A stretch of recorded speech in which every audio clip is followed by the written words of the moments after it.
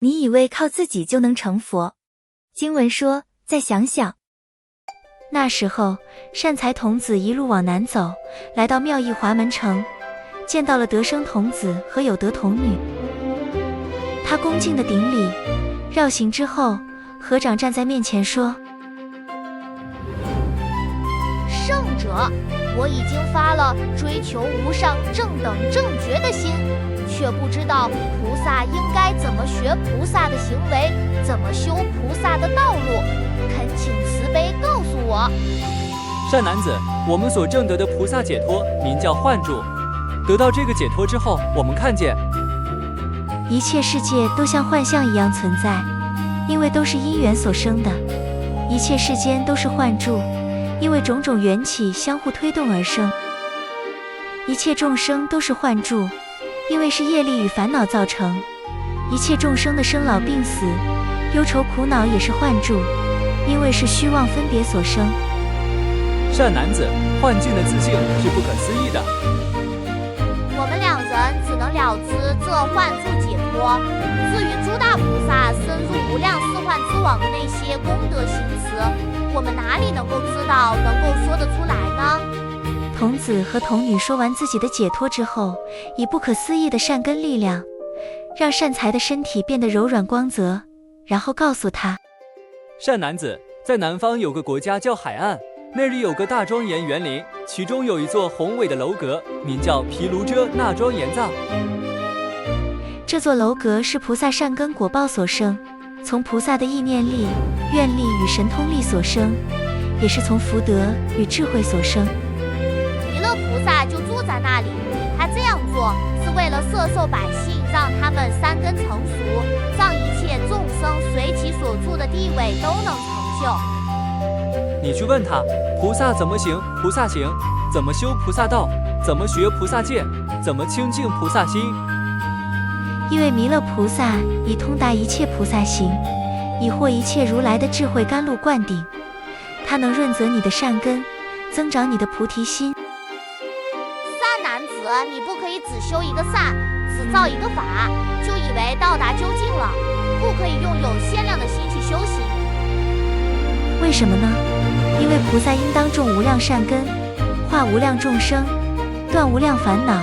度无量生死苦海。简而言之，应普修一切菩萨行，普入一切劫，普生一切处，普净一切沙土，普满一切愿。善男子，你寻访善知识不可以疲倦，向善知识请问不可以怕麻烦，亲近善知识不可以退缩。为什么？因为菩萨因为善知识，才能听闻一切菩萨行，成就一切菩萨功德，出生一切菩萨大愿。菩萨由善知识任持，不堕恶道；由善知识摄受，不退大乘；由善知识护念，不毁犯菩萨戒。已成四善之事，应当发起以下这些心：如大地承担，重任不疲倦；如金刚自愿，坚固不可破；如弟子所有教诲无违逆；如孝子顺承善意；如舟船与桥梁，帮助众生渡过去而忘却辛劳。把自己看作病人，把善知识看作名医，把所说的法看作良药，把修行看作治病。把自己看作远行的人，把善知识看作向导，把法看作正确的道路，把法看作无尽的财富。善知识常养善根，如雪山滋长各种药草；善知识是佛法之气，如大海容纳一切河流；善知识清净菩提心，如猛火能炼纯金；善知识照耀法界，如太阳普照四方。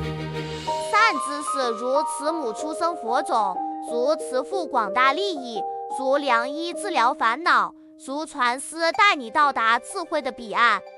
总而言之，一切菩萨的成就全都依赖善知识的力量，善知识是一切的根本。一切佛法依善知识而生，而出，而长，而住。善知识是一切的因缘与起点。善财童子听闻了善知识如此深广的功德，心中踊跃欢喜，顶礼得生童子和有德童女。他绕行无数圈，一一瞻仰，然后告辞离去，继续向南方的旅程。